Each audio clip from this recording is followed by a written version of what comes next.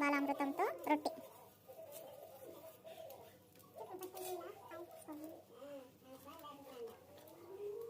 దోసపిండిలాగా బాలామృతం పిండిని లూజ్గా కలుపుకోవాలి. ఇలా దోస పెనం పైన దోశలాగా వేసుకోవాలి.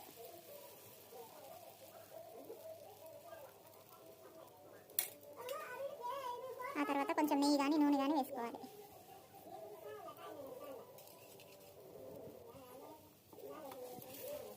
ఇలా కట్టెల పొయ్యి మీద చేసుకుంటే చాలా రుచిగా ఉంటాయి.